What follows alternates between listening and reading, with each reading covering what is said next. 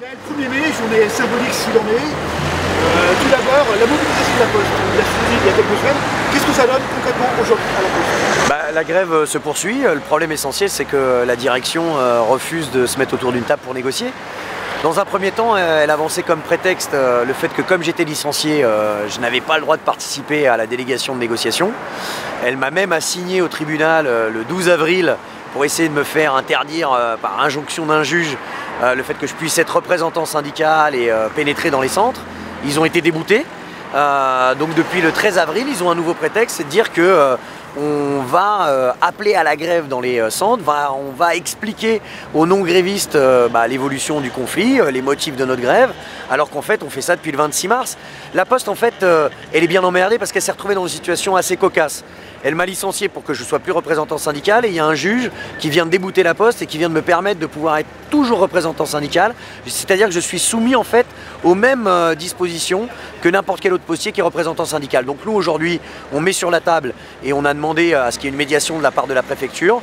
On met sur la table l'ensemble des revendications, ma réintégration bien évidemment, mais aussi nos conditions de travail. Il faut savoir qu'à la Poste, c'est 100 000 suppressions d'emplois en 10 ans. C'est la généralisation de la précarité avec des intérimaires dans tous les centres. Et on demande en fait à la Poste qu'elle arrête de tourner autour du pot, qu'elle arrête de refuser de négocier, qu'elle arrête de trouver des prétextes. Il faut qu'elle négocie. Et en fait, la préfecture, l'État a une responsabilité importante. Si l'État demande à la Poste de négocier, elle va le faire. Donc nous, on est toujours en grève, elle est toujours assez massive. Faites un tour à Boulogne, faites un tour à Boulogne, vous allez voir, c'est énorme. Les restes de courrier, c'est énorme le nombre de recommandés qui sont en souffrance sur l'ensemble du département. On a comptabilisé plus de 600 000 plis qui sont en souffrance et 30 000 recommandés qui ne sont pas distribués. Donc franchement, la Poste, elle fait n'importe quoi, elle pensait qu'on allait s'essouffler, on est toujours là. Et au-delà de la Poste, le mouvement général de contestation qui est né il y a plusieurs semaines, on a parlé beaucoup de la convergence des luttes et objectivement, elle n'existe pas cette convergence des luttes. Qu'en pensez-vous? Est-ce que vous appelez à ce que toutes les corporations se mettent les unes derrière les autres? On sent un flottement depuis quelques jours de cette mobilisation. Qu'est-ce que vous en pensez, vous, aujourd'hui? En réalité, pour qu'il y ait convergence des luttes, il faut qu'il y ait convergence des grèves. C'est-à-dire faire grève 2 jours sur 5, c'est pas possible. Donc aujourd'hui, non, c'est pas vrai qu'elle n'existe pas. Les étudiants, ils sont en grève reconductible. Il faut qu'on suive l'exemple des étudiants et c'est pour ça que justement Macron il est très offensif, très répressif vis-à-vis des universités, à les faire désoccuper, à faire intervenir les CRS dans les universités. En réalité, l'appel qui a été celui de la coordination nationale étudiante d'il y a 10 jours, qui appelle l'ensemble des autres secteurs à rejoindre leur grève, c'est la seule option qu'on a pour véritablement gagner. Aujourd'hui les cheminots, parce qu'on dit flottement, mais en réalité les cheminots, quand tu veux, sur les 2 jours de leur grève, la grève elle est tout autant suivie, c'est tout autant le bordel. C'est vrai que si elle était en continu comme en 95, ça se créerait un sacré autre rapport de force vis-à-vis du gouvernement et sa politique. Mais comprenons bien une chose, si Macron est si offensif vis-à-vis des étudiants, c'est qu'ils craignent une chose. Ils craignent que justement après les vacances scolaires sur la région parisienne, les mobilisations continuent. Vous avez vu les assemblées générales à Rennes, c'était énorme, c'était énorme. Là, il y a quand même aussi le risque, il y a eu un début de blocage sur la région parisienne lundi, une dizaine de lycées qui ont été bloqués. La mobilisation, en réalité, cette possibilité d'agrégation des forces est toujours d'actualité. Le gouvernement le sait bien. Mais pour ça, il faut arrêter avec les stratégies perdantes. Ce n'est pas possible d'avoir le 1er mai, le 3 mai, le 5 mai, le 14 mai. On nous parle là maintenant du 26 mai ou du 14 juin pour les retraités. Il faut qu'il y ait... Oui, on parle du 3, du 5, du 7, du 13, du 14, du 15. Et ce que je vous disais il y a un instant, la convergence des luttes, ça n'est pas seulement que tout le monde fasse grève. C'est que les postiers un jour dans la rue, le lendemain les cheminots, puis les hospitaliers, personne ensemble. On ne voit pas vraiment les uns aller soutenir les autres. C'est ça aussi la convergence des luttes, que les uns et les autres se soutiennent. Mais en fait, quand on dit que pour faire une convergence des luttes, il faut une grève reconductible. Nous, on est en grève depuis le 26 mars. Donc ça nous permet de converger avec les étudiants de Paris 8 samedi dernier, avec les cheminots dans le cadre de leur prochaine grève perlée, avec les hospitaliers qui décident de se mettre en grève. Mais c'est justement ça, il faut qu'aujourd'hui les organisations syndicales, politiques et associatifs prennent leurs responsabilités. Il faut un appel clair à la grève reconductible de l'ensemble des secteurs. C'est pas possible d'appeler à l'unité, d'appeler au tous ensemble sans appeler à la grève reconductible. C'est pas en appuyant sur un bouton, mais il n'y a pas de possibilité d'esquive. On est en train de commémorer les 50 ans de mai 68. Sous les pavés, essentiellement c'était la grève. C'était 8 à 9 millions de travailleurs qui étaient en grève. Aujourd'hui, Martinez, Mélenchon, l'ensemble des organisations du mouvement ouvrier doivent prendre leurs responsabilités et dire clairement que face à Macron, pour imposer un rapport de force, il faut se mettre en grève, il faut construire des mobilisations d'ampleur, il faut généraliser la grève, aller vers une grève générale. Alors Emmanuel Macron a fait passer sa loi de la réforme de la SNCF. Qu'est-ce qui aujourd'hui pourrait le faire reculer? Qu'est-ce qui aujourd'hui pourrait faire reculer ce gouvernement sur les reculs des acquis sociaux? C'est ce que tout le monde constate. Mais vous savez, notre histoire, elle a montré qu'une loi qui était votée par le Parlement, la rue pouvait le défaire. En 2006, Chirac et Villepin avaient fait aussi adopter la loi au Parlement sur le contrat première embauche. Et de fait, eh bien, la rue avait permis de revenir sur cette loi-là. Ce qu'il faut, c'est une mobilisation décidée. Et justement, on parle de 2006. Par rapport à 2006, il y a la mobilisation étudiante. Mais en 2006, il n'y avait pas de grève reconductible dans des secteurs comme aujourd'hui à la Poste, dans le 35, dans le 33, dans le 13, dans le 92, les cheminots. Aujourd'hui, c'est cette jonction, elle se fait entre le milieu de la jeunesse scolarisée et les milieux qui sont aujourd'hui, qui sont des poches de résistance en grève. Ça peut donner un cocktail détonnant, explosif, bien plus qu'en 2006. Le 15 mai prochain, grande manifestation des hospitaliers. On les avait malgré tout peu vus, alors que c'est une corporation qui est fortement touchée depuis des années. Une très grande manifestation s'annonce. Vous serez présent pour les soutenir? Nous, on ne sera pas présent pour les soutenir. En fait, on est toujours en grève. On appelle de fait à généraliser la grève dans le secteur au niveau régional. Aujourd'hui, on est sur le 92. On a eu des rencontres avec nos camarades du 75, du 95, du 78 et du 93 pour discuter clairement. En fait, les mêmes problèmes que l'on connaît nous sur le département, le déclencheur ça a été effectivement mon licenciement, mais les mêmes problèmes qu'on connaît, c'est-à-dire les suppressions d'emplois, l'augmentation de la charge, la généralisation de la précarité, ça existe partout. Et donc oui, notre volonté aujourd'hui, c'est d'amplifier, de généraliser la grève dans notre secteur, et ça veut dire qu'il faut que tous les autres secteurs fassent de la même manière. C'est-à-dire que les hospitaliers qui seront en grève le 15, on sera en grève avec eux, mais surtout on a envie de leur dire, c'est le moment, on a tous une bonne raison de se mettre en grève reconductible pour gagner, c'est maintenant ou jamais qu'on peut gagner face au gouvernement. Dernière question pour terminer, je reviens sur votre cas à vous. Quelle est votre position? Vous êtes plus salarié de la Poste aujourd'hui ou vous avez toujours une position d'employeur? Enfin, votre situation, vous l'avez décrite un petit peu tout à l'heure, est complexe. Quelle est votre position exacte au sein de l'entreprise La Poste? L'entreprise m'a licencié, donc je suis licencié. J'ai rendez-vous à Pôle emploi vendredi prochain à 10 h. On fera les recours pour ma réintégration au niveau juridique, mais surtout on est en grève pour dire à La Poste à quoi ça sert de me licencier. Vous avez perdu, vous avez été débouté. Je suis dehors de l'entreprise, mais je suis toujours dedans. France Inter disait que je suis un sparadrap pour la direction de La Poste. Mais en réalité, elle n'a aucun intérêt à maintenir ce licenciement. J'ai toujours le droit d'avoir mes mandats syndicaux, de pouvoir représenter les postiers et les postières du 92. Il faut qu'elle me réintègre. Et nous, on pense qu'au travers de la grève, avec les collègues qui sont aujourd'hui en grève sur 6-7 centres en grève majoritaire, on va imposer cette réintégration. Vous servez de punching ball à La Poste? Non. Votre cas sert à La Poste à montrer sa force, voilà. Pas de contestation, pas de discussion syndicale, plus que la discussion normale, et puis voilà, sinon on licencie.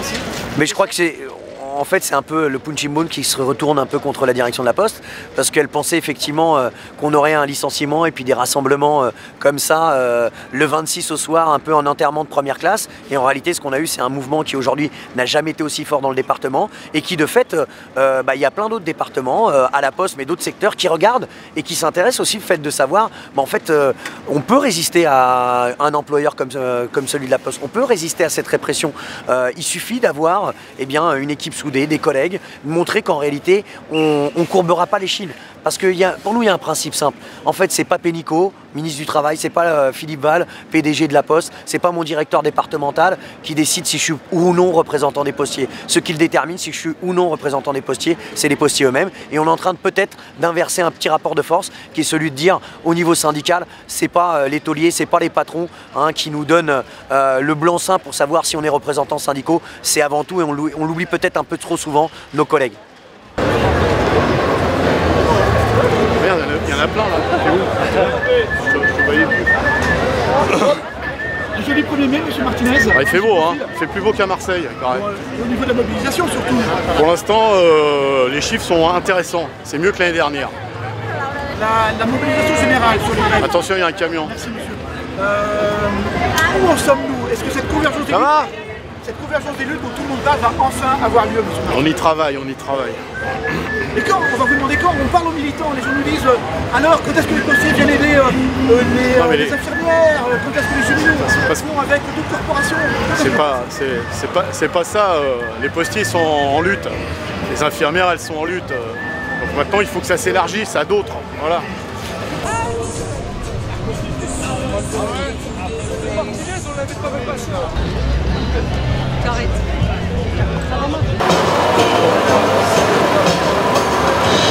Un volontaire dans la foule, s'il vous plaît. Tout à fait par hasard, celui-là. Tout à fait, là, ouais, là, le monsieur avec un chapeau, là, approchez, approchez. Ah, là, il perd ses milliards. Voilà, vous prenez un billet de 60 milliards, Voilà, monsieur. surtout un seul, voilà. parce que nous qui sont les gars. Voilà, ça c'est l'argent magique de monsieur Macron. Vous le glissez dans la fente. Oui, je le glisse dans la fente. Il le glisse dans la fente de la machine magique. Bravo, on l'applaudit bien fort. Et que se passe-t-il? Que se passe-t-il? Il a glissé 60 milliards. Un théâtre est né pour la culture populaire. C'est l'Assemblée nationale. On applaudit bien fort, monsieur. On l'applaudit bien fort. Est-ce qu'il y a un autre volontaire? Approchez, approchez, mesdames et messieurs. C'est entièrement gratuit et ça fait du bien. L'argent magique de monsieur Macron, enfin disponible. Non, ça me jette. Je peux mettre l'argent magique? L'argent magique, bravo monsieur. Venez chercher l'argent magique chez notre président qui prétend qu'il n'y en a pas. Bah bien sûr, n'abusons pas des bonnes choses. Si nécessaire, vous lui arrachez de force. Oui, absolument. Vous le glissez dans la machine. On l'applaudit bien fort. Et que va-t-il se passer? Grâce à cet argent, que va-t-il se passer? Que va-t-il se passer? Un TER, une ligne de train nouvelle, réouverte ou ouverte pour le déplacement de tous les citoyens, à un prix modique avec des cheminots gardant leur statut sur des voies en bon état. Voilà. Un autre volontaire, mesdames et messieurs, approchez, approchez, c'est entièrement gratuit et ça fait beaucoup de bien. Approchez le président qui a dit qu'il n'y avait pas d'argent magique. Et là, aujourd'hui, pour satisfaire vos rêves les plus fous. Insistez, insistez, voilà, très bien madame. Bravo madame, vous glissez l'argent dans la fente. Dans la fente, bravo. Bravo, bravo. Et que va-t-il se passer? Mesdames et messieurs, je vous le demande, que va-t-il se passer? 60 milliards sont dans la machine de l'argent magique. Et alors, que va-t-il se passer? Ah, encore là. Et un bureau de poste. Un bureau de poste, c'est formidable. C'est extraordinaire, un bureau de poste pour envoyer le courrier. Oh là là. Aïe, aïe, aïe. J'en pense qu'on est qu'au début du conflit qui va prendre de l'envergure durant le mois de mai. Il y a toute une série d'initiatives, de dates qui sont plantées dans le décor. Voilà, des manifestations, des journées de grève aussi. Les journées de grève, par exemple, chez les cheminots, elles n'ont pas diminué ce week-end. Au contraire, elles ont eu tendance à remonter. Il y a ce qui se passe dans les campus universitaires. Il y a ce qui se passe à la Poste. Il y a ce qui se passe dans le domaine hospitalier. Il y a ce qui se passe aussi dans le privé, à Air France. Donc il y a une multitude de grèves. Il y a une grande journée qui est appelée dans la fonction publique à la fin du mois de mai. Il y a des marches, celle d'aujourd'hui et puis celle du 5. Donc le problème, c'est pas tant de savoir si oui ou non le conflit continue. Le conflit continue, c'est quelle perspective il prend, quelle dynamique il prend et si oui ou non toutes ces luttes arrivent à s'agréger, se rassembler pour gagner. La convergence des luttes, tout le monde en parle depuis des semaines, des mois. On n'y est pas objectivement. On a l'impression que chacun manifeste dans son coin. Les postiers d'un côté, les cheminots de l'autre, les infirmiers, les infirmières le 15 mai. Est-ce que tout ceci va s'amalgamer, s'agréger un jour? Nous, c'est ce qu'on souhaite en tous les cas. Donc le problème, c'est qu'on n'a pas la main pour appeler tout le monde le même jour, au même endroit, à la même heure. C'est théoriquement la responsabilité, j'allais dire historique, du mouvement ouvrier et des directions syndicales de le faire. On sait depuis 15 ans que la stratégie, elle ne pousse pas du tout dans ce sens-là, mais plutôt à appeler des journées d'action en journée d'action étalée en général sur 2-3 semaines. Donc on ne va pas s'apitoyer sur cette situation-là. La question, c'est comment la convergence et cette alliance entre les différentes luttes, elle peut naître, je dirais, d'en bas à partir d'expériences diverses et variées. Mais les cheminots, les postiers, ils arrivent aussi ils arrivent à apprendre à se connaître dans le cadre de rassemblements, d'initiatives, de manifestations, et ça c'est positif. Je crois que la lutte, de toute façon, c'est tout l'inverse qu'une affaire de parole. Donc c'est tout l'inverse de ce que je suis en train de faire maintenant. On ne va pas convaincre et on ne va pas gagner avec des bonnes paroles, avec des bons mots, avec des bonnes punchlines. On arrivera à gagner s'il y a un rapport de force numérique qui fait plier le gouvernement. Un rapport numérique qui s'exprime dans la grève, dans l'action, avec des occupations, des manifestations, même peut-être des formes de lutte qu'on n'imagine pas, parce que de toute façon ça ne se décrète pas. Le problème c'est pas de donner des conseils aux luttes. Ceux et celles qui luttent, et je suis bien placé pour le savoir quand on fait grève à la Poste, on a besoin de personne pour savoir comment on fait. La question c'est qu'il y ait des espaces qui donnent confiance collectivement aux uns et aux autres, et qui soient des espaces communs, des espaces de convergence, et c'est ça qui manque. C'est ça qui reste à mon avis à créer du point de vue des organisations sociales, politiques, syndicales. Le système capitaliste, il est tellement pas si fort qu'il est capable de s'effondrer de lui-même, pris par ses propres contradictions. On l'a vu au moment de la crise économique et financière de 2007-2008, où on a quand même des experts tout à fait libéraux qui sont venus nous expliquer aux 20h que le système était touché par une crise systémique. Ça veut dire que le système avait failli mourir de sa propre mort. Sauf qu'évidemment, ils ont toujours un recours. C'est précisément les États, les pouvoirs publics, pour renflouer avec l'argent du contribuable ces entreprises qui se cassent la gueule. Comme quoi, finalement, les libéraux, c'est pas vrai qu'ils n'aiment pas l'État. Ils s'accommodent largement de l'État quand il s'agit de venir à leur propre secours. Donc les questions, c'est des questions de choix politiques. Donc la question qui se pose, c'est pas de s'apitoyer sur l'état du système. Le système, il est universellement déployé, c'est vrai. Il a un moyen de répression et d'imposer ses idées qui sont peut-être plus déployées qu'il y a quelques années, mais en même temps, il est très faible de toutes les contradictions qu'il tiraille et qu'il divise encore. Et nous, ce qui est intéressant, c'est que pour gagner, on sait qu'on a besoin à la fois qu'il y ait une mobilisation qui monte du bas de la société, et on a besoin aussi qu'au sommet de l'État, ça se divise. Chaque fois qu'il y a une victoire sociale un peu significative, ça s'est passé comme ça. Et quand on épluche un peu, enfin d'ailleurs, on n'a même pas besoin d'éplucher, quand on regarde même de loin ce qu'est le pouvoir Macron, on se rend compte qu'à la première occasion venue, c'est un pouvoir qui peut partir en vrille, qui peut exploser en 1000 morceaux, parce qu'il y a aussi des contradictions très fortes dans ce camp-là. On l'a vu ne serait-ce que sur la question du droit d'asile récemment. Une situation qui n'existe pas. Gaël Kiran qui se retrouve dans un no man's land qui n'existe pas, qui ne peut pas résister aux faits et à la pratique.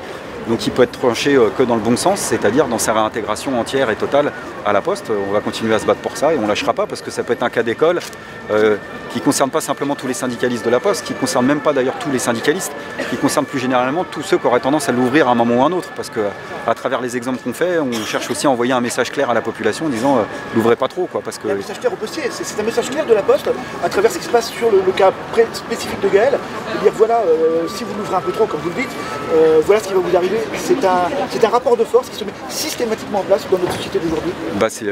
La politique répressive, elle va de toute façon de pair avec les politiques de démantèlement des acquis sociaux, puisque tous les gouvernements et tous les gouvernants, ils ont plein de torts, mais ils sont loin d'être cons. Donc ils savent de toute façon que quand ils imposent à la majorité de la population de se serrer la ceinture, ça crée des mécontentements. Et quand il y a des mécontentements, il y a de la contestation. Donc qui dit contestation dit du côté de l'État les moyens de le réprimer et de le faire taire. D'où la répression qui est systématique. D'où le cas de Gaël, d'où le cas des conseils de discipline, d'où les gardes à vue, d'où les emprisonnés, d'où la stigmatisation dans les quartiers populaires. La mobilisation qui se passe aujourd'hui autour de la famille d'Adama Traoré, par exemple, elle est aussi emblématique de ce cas-là, parce que c'est un combat qui est mené par une famille autour de la mort d'Adama Traoré, qui est mort lors de son interpellation il y a maintenant plus d'un an et demi, fin juillet d'il y a un an et demi, par des gendarmes. Et comme le combat est mené par la famille, c'est aussi un combat qui peut être mené auprès de l'opinion avec des écoutilles qui s'ouvrent un peu plus que quand c'est les militants qui portent ce combat-là contre la répression policière. Alors une toute dernière question très subjective pour vous, ce mois de mai 2018 va-t-il rentrer dans l'histoire? Ça, personne ne peut le dire. Voilà, et personne ne peut le pronostiquer. Moi, là, en ce moment, c'est pas mon nez qui bouge, c'est ma bouche et mes pieds. Voilà. Donc le nez, pour l'instant, il est bouché. Il sent la situation au jour le jour, parce qu'il y a des bifurcations possibles à chaque semaine. La semaine dernière, il y a eu beaucoup de renforts de communication du côté de l'État et tous les chroniqueurs qui leur servent la sourde pour nous expliquer que la mobilisation était morte. Alors en réalité, tout le monde est en train de découvrir, sans nos explications d'ailleurs, que la mobilisation continue. Et ça sera la meilleure réponse qu'on puisse leur apporter. Merci beaucoup.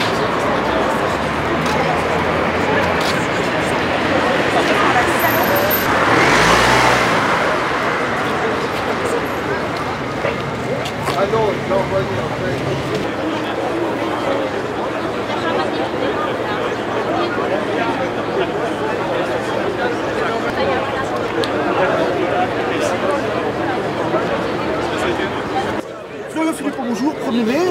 journée de manifestation générale de gauche. Vous allez manifester aujourd'hui? Oui, vous savez, nous, c'est une manifestation pour tout le monde, c'est la fête du travail. On a manifesté pour le service public du rail il n'y a pas très longtemps, avec les retraités pour leur pouvoir d'achat, parce qu'il faut que le patriotisme, justement, se ressaisisse de thèmes qui ont été laissés à d'autres et qui n'ont pas fait grand-chose. Ah, mais ça, c'est pas très grave. Ça c'est pas grave. Ce qui compte, moi, c'est pas les chefs à plumes des syndicats, ça m'intéresse pas beaucoup. Ce qui compte, c'est la base, c'est faire savoir que si on reste dans ce système de l'Union européenne, il y aura de plus en plus de destruction du service public, de pauvreté et de chômage. Voilà, c'est ça qu'il faut dire. Justement, analysez-nous la situation sociale actuelle, notamment sur des grèves. On parle de décrue, de décroissance de ce mouvement, de convergence des luttes qui ne se fait pas. Comment vous l'analysez, vous? Moi, je vois, si vous voulez, un problème, c'est que d'un côté, vous avez les syndicats, le mouvement social, de l'autre côté, vous avez comme partenaire normalement le gouvernement. Puis ça s'est passé comme ça pendant des décennies, quand il y avait des mouvements sociaux. Ça négociait, il y avait un jeu, il y avait un rapport de force. Et puis le gouvernement pouvait avoir des marges de manœuvre, parce qu'il était décisionnaire. Sauf qu'aujourd'hui, vous avez les mêmes mouvements sociaux et syndicats, mais de l'autre côté, vous avez des gouvernements qui ne sont plus décisionnaires, qui sont exécutants, qui exécutent des décisions, des traités, des directives prises au niveau de l'Union européenne. Donc ça pose un problème, parce qu'on ne peut plus négocier. Si ça n'est pas un décisionnaire, ce gouvernement, mais juste un exécutant, parce que Macron n'est qu'un exécutant, il n'a pas de marge de négociation. Sauf si on sort de l'Union européenne. Voilà, c'est ça que je dis. Donc si on veut que les mouvements sociaux soient acceptés par la population, qu'ils n'apparaissent pas simplement comme catégoriels, et pour moi ils ne sont pas catégoriels, c'est vraiment l'intérêt général qui est en jeu, eh bien il faut aller au bout de l'analyse, expliquer ce que je viens de dire, sinon les Français ne suivront pas. Dans ce rapport de force aujourd'hui, qui est le plus fort? Qui a les plus gros muscles? Le peuple? Les gens dans la rue, les manifestants? Ou l'Europe? Aujourd'hui, c'est l'Europe qui décide, bien sûr, parce que les manifestants ils ne leur auraient pas expliqué contre quoi ils doivent manifester. Donc, comme ils ne ciblent pas la bonne cible, si vous voulez, le bon objectif, eh bien, l'Europe gagne à tous les coups, l'Union européenne gagne à tous les coups, et fait fi de la démocratie sociale et même de la démocratie tout court. Donc il faut expliquer à tous les travailleurs, aux retraités, aux Français en général, que pour sauver leur situation et le service public, il faut sortir de l'Union européenne. Pourquoi justement sortir de l'Europe? Ne peut-on pas réformer cette Europe? De passer d'une Europe du capital à une Europe sociale, une Europe des peuples? C'est possible ça? Vous y croyez? Non, ça c'est une utopie. Ça fait plus de 40 ans qu'on promet au peuple européen qu'on va réformer l'Europe dans le bon sens, l'Europe qui protège, l'Europe sociale, l'Europe démocratique, l'Europe puissance, tout ce qu'on veut. On a tout entendu. Ça ne se fait jamais. Il n'y a aucun exemple. Et ça ne peut pas se faire par les règles internes de l'Union européenne, c'est impossible. Il faudrait que tout le monde soit d'accord au même moment, sans exception, sur exactement le même projet. C'est pas possible. Donc on va toujours dans le mauvais sens. Donc la seule solution, et là on a maintenant un exemple historique qui s'appelle le Royaume-Uni avec le Brexit, il faut en sortir, c'est le Frexit. Oui, ça fonctionne bien sûr. Bien sûr, la liberté. De voir une fois que, je crois en 2019, la Grande-Bretagne sera sortie de l'Union européenne, une grosse déflation économique. Ah oui, elle nous était déjà promise cette déflation, cette apocalypse nous était déjà promise lors du vote en 2016. Elle n'a pas eu lieu, puis elle n'a pas eu lieu un an plus tard, et puis elle n'a pas lieu en fait. Tout ça c'était pour faire peur. Non, c'est un peuple qui retrouve la liberté, qui retrouve la démocratie, et donc la possibilité de se protéger, de se projeter dans l'avenir. C'est précieux. Emmanuel Macron a fait tout de même passer sa loi sur le cheminot, sur ce sujet-là. Aujourd'hui, il a un projet de réduire le nombre de parlements en France. Parlementaire? Le nombre de parlementaires, pardon. Le nombre de parlementaires. Où va la France? La France n'est plus vraiment une démocratie. On a des gouvernements qui sont pas engagés devant le peuple, qui ne décident pas véritablement, qui sont là pour appliquer des textes européens, c'est tout. Donc on n'est pas dans une démocratie, c'est tout. On est formellement dans une démocratie, mais en réalité nous ne sommes plus dans une démocratie. Donc il faut redonner le pouvoir au peuple, rebâtir une vraie démocratie avec la proportionnelle, avec la souveraineté nationale qu'on retrouve, avec des référendums. On ne fait plus de référendums en France. C'est ça une vraie démocratie, mais on en est très loin aujourd'hui. Parlons d'un temps peut-être plus proche, qui est la mobilisation de cette année, du mois de mai, ce sera ma dernière question. Vous croyez que justement les peuples, ces ouvriers, ces travailleurs qui sont dans la rue aujourd'hui, qui ont peur, qui voient le recul des services sociaux, des acquis sociaux depuis 70 ans, vous pensez que ce peuple-là a les moyens de faire reculer ce gouvernement qui avance? Moi je pense que quand le peuple le veut, il le peut. C'est tout. Il faut juste qu'il soit conscient de ce qu'il faut faire. Mais il a le nombre pour lui. On est des millions, des dizaines de millions. Il a la conscience politique et citoyenne pour lui, s'il veut bien s'en donner les moyens. On l'a vu en 2005, quand il a voulu dire non par référendum, il l'a fait. Voilà, mais encore faut-il être conscient des vrais enjeux et vouloir le faire, et puis vouloir le faire sans sectarisme, en rassemblant tout le monde, quelles que soient les traditions politiques. Ça aussi, c'est très important. Tutti clowns très très gentils. Siamo tutti clowns très très gentils.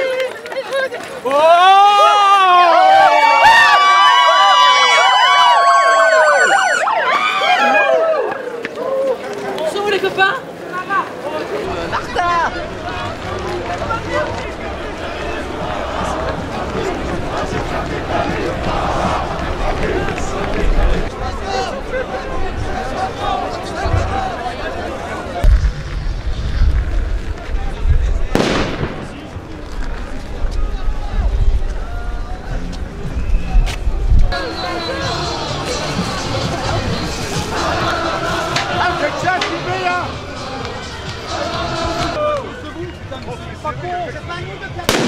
Soyez pas cons, putain, vous n'appliquez pas les règles que vous demande.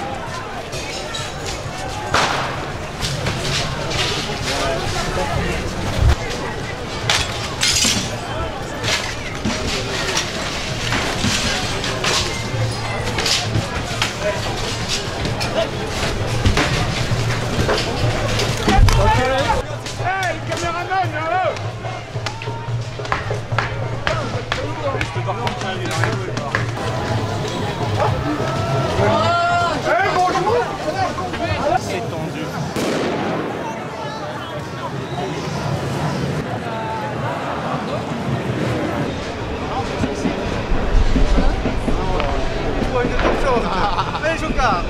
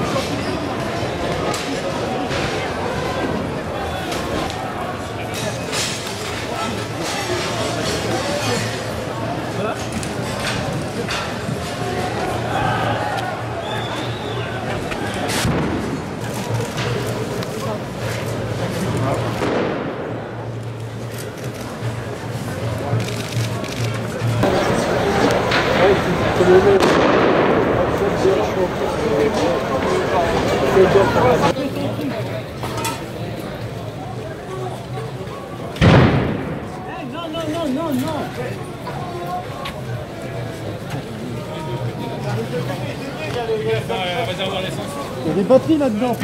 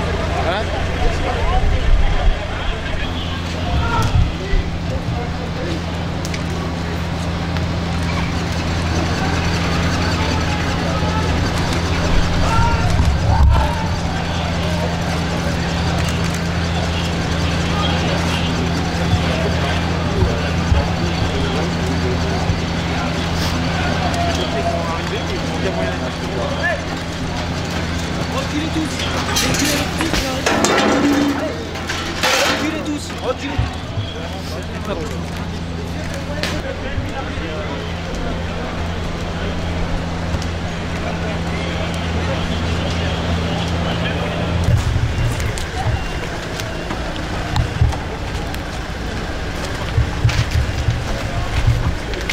Je vais demander l'objectif. Attends,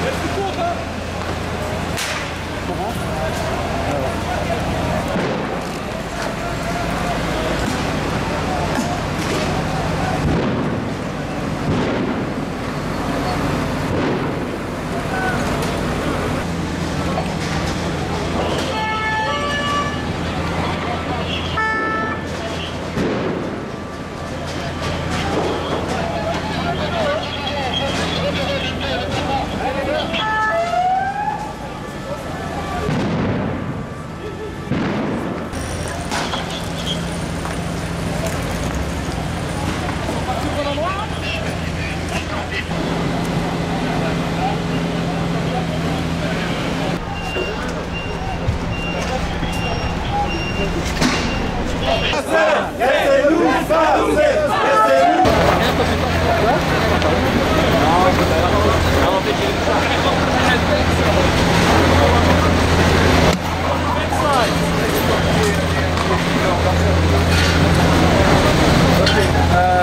écoute, je sais pas quoi faire, ça va aller voir.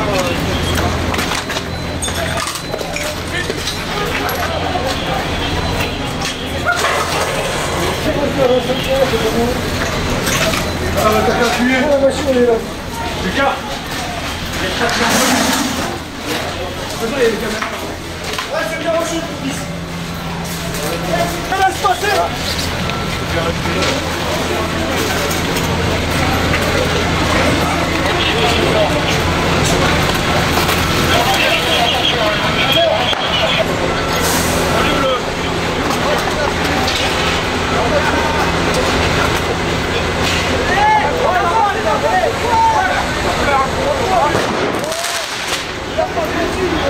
Pas d'utilisation de moyens. Utilisation de moyens,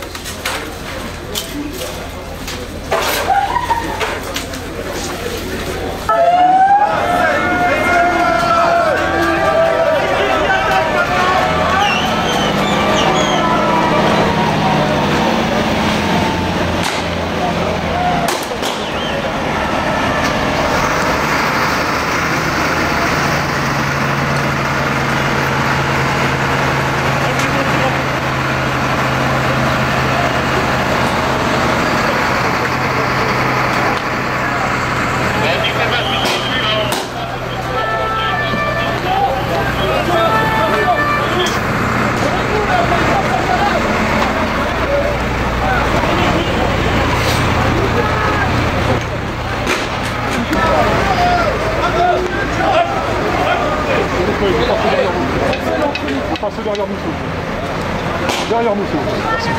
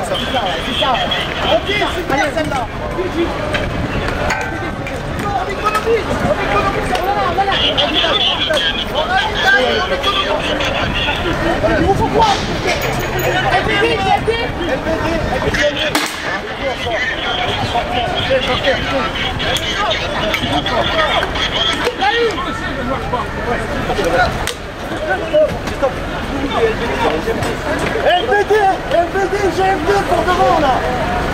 LBD, GMD devant. Là, là. Attends.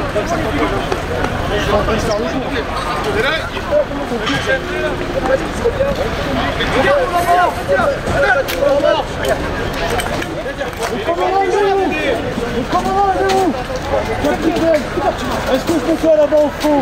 Là-bas. Approchez-vous et appuyez-le là-dedans. Et nettoyez. Mais vous allez pas au-delà. Pas au-delà.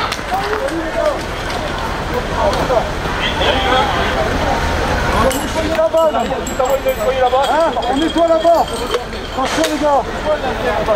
Attendez les gars. Ouais, on va nettoyer là-bas.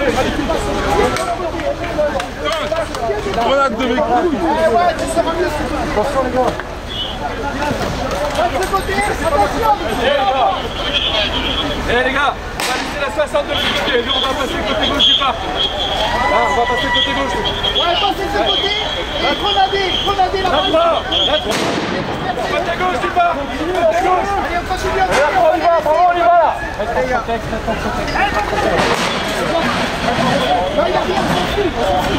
Parce qu'ils veulent les blocs absolument là. Bravo, ça revient là.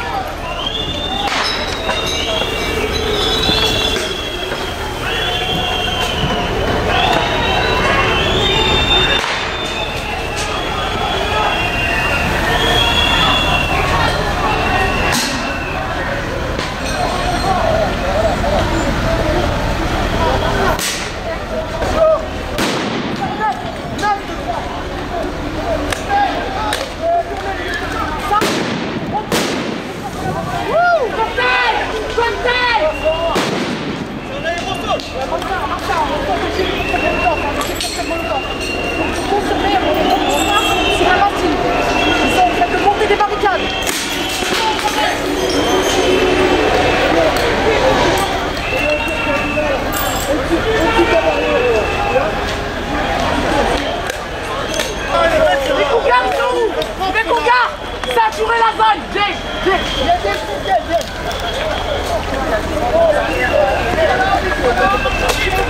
Bien Michel, sature la zone. Allez, vas-y, tu satures. Allez. Voilà. Commandant, il faut qu'on prenne le chantier là. Oui, on va le prendre. Il faut faire là-bas. Demande à Alain, va voir Alain qui te recharge. Va voir Alain. Allez les gars, on va faire une progression jusqu'au chantier. Jusqu'au chantier, on fait une progression. Allez, on y va. Et attention, ça compte. Allez.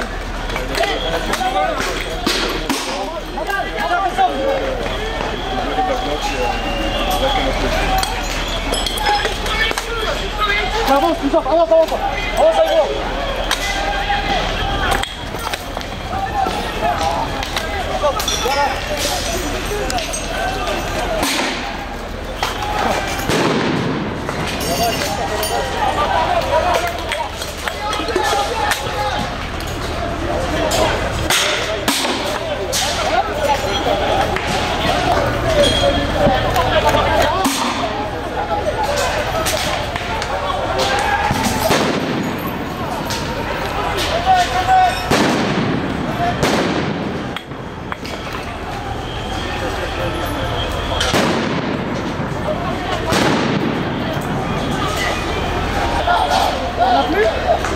dernier. C'est essentiellement des 50, les 5 sont derrière, ils sont équipiers. Allez, lancez! C'est bien, on va toucher, ça va faire plein! Et approvisionnez, halte au feu!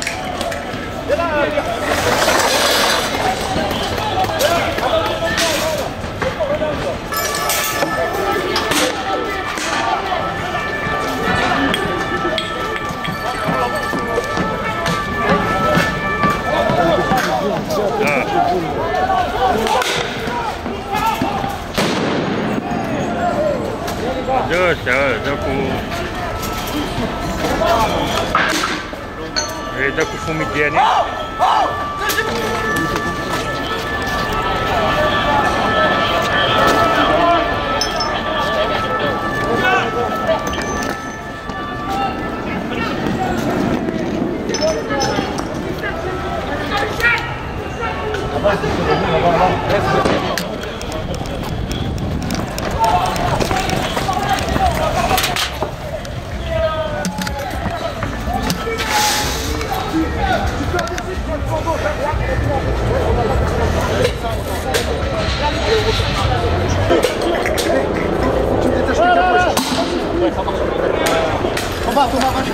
Thomas, non.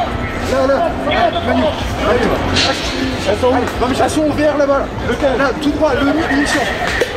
À tout, ouais, Manu.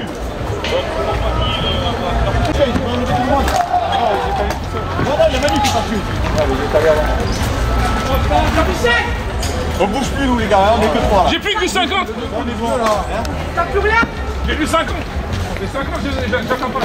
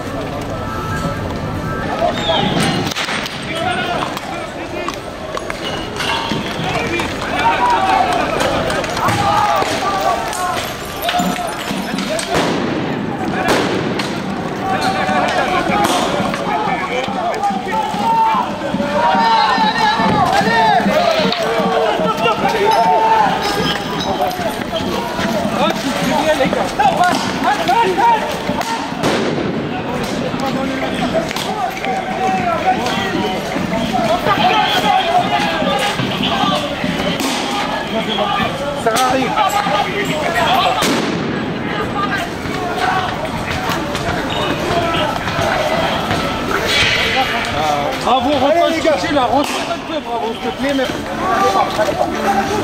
alignez-vous les gars, alignez-vous, bravo, bravo, alignez-vous. Alignez-vous.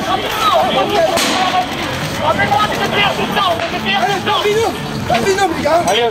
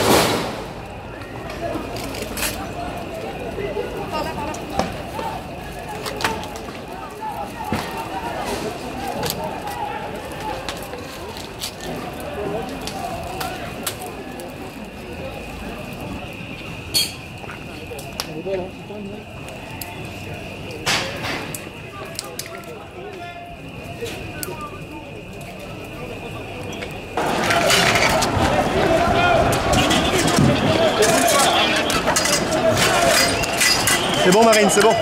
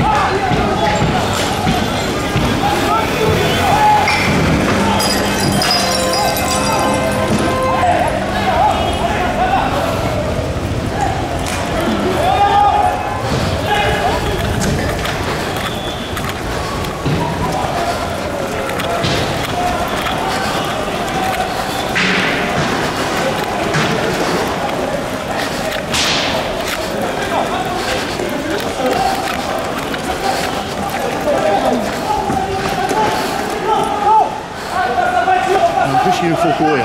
Oh putain. Attention la voiture.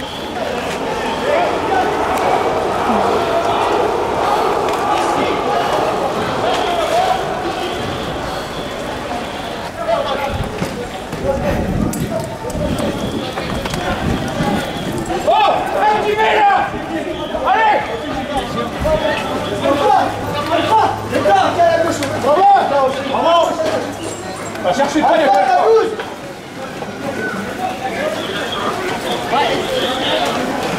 Patrick.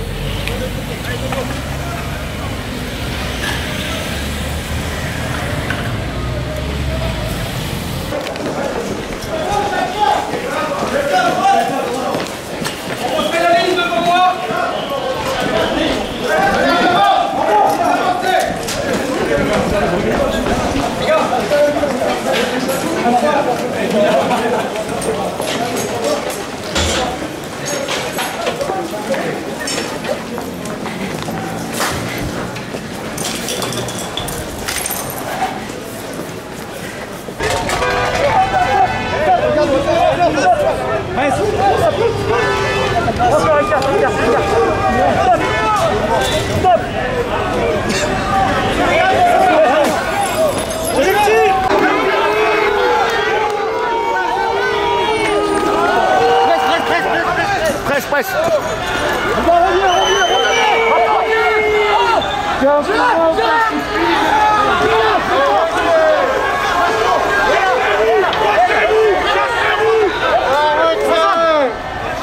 Sous-homme. C'est un mouvement pacifiste.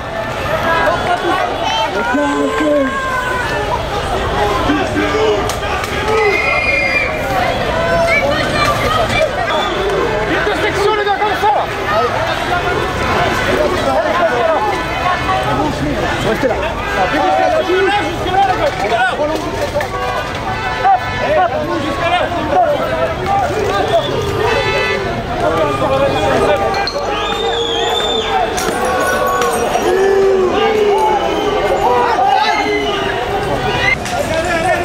Allez,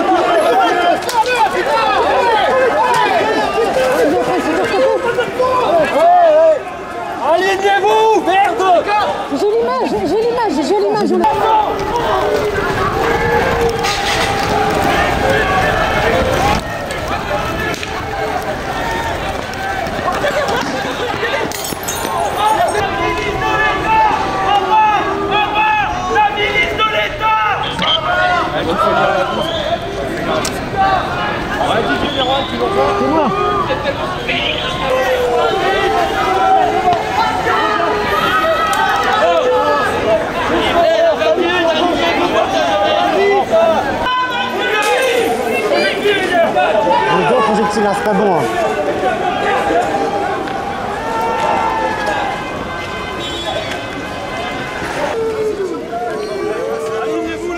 Allez, un peu de unité. Eh, tout le long.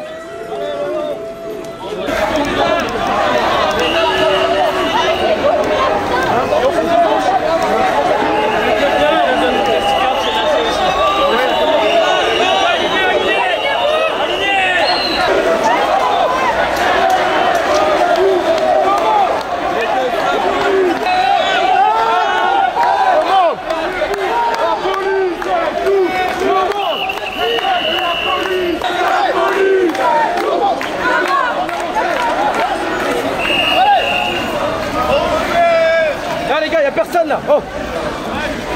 Allez, calez-vous. On fait la ligne là. Là, on fait la ligne là.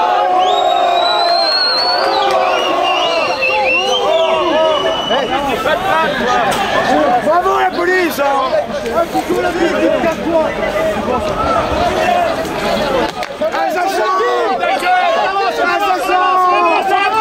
Attention, attention. Doucement, doucement. On est journaliste, hein, doucement. On se calme hein.